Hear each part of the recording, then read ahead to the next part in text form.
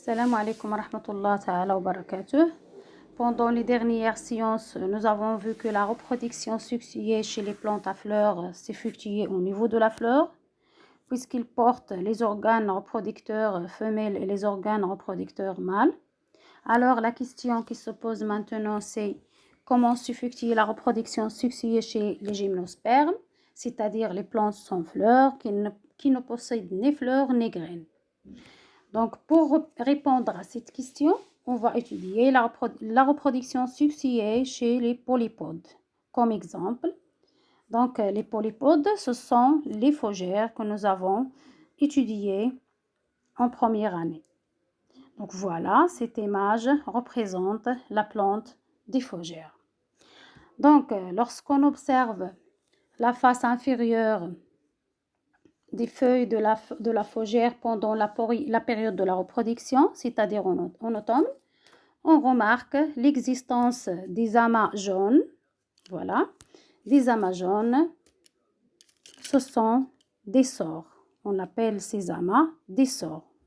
Voilà, ensemble des sores. Chaque sore comporte plusieurs sporanges. Voilà,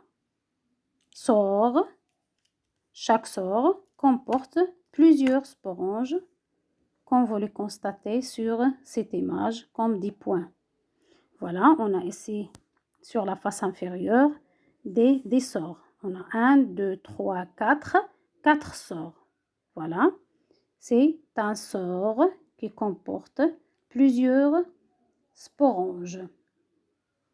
Et chaque sporange, voilà, et chaque sporange, à maturité, elle va s'ouvrir et libérer des spores. C'est-à-dire à l'intérieur de chaque sporange, il existe des dizaines de spores, presque 64 spores.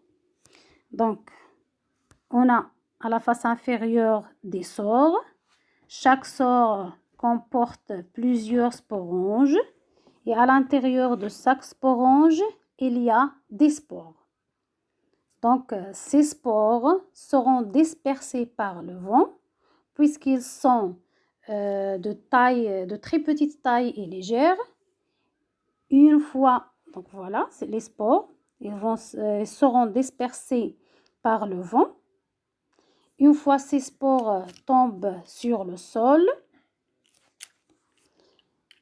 et les conditions, lorsqu'ils tombent sur le sol, et les conditions de la température et de l'humidité sont favorables, les spores vont germer et donner naissance à une petite plantule sous forme de cœur nommée protale ou gamétophyte. Donc, lorsque les spores tombent sur le sol et les conditions de la température et de l'humidité sont favorables, donc le spore donne naissance à une plantule sous forme de cœur, voilà, qui s'appelle protale.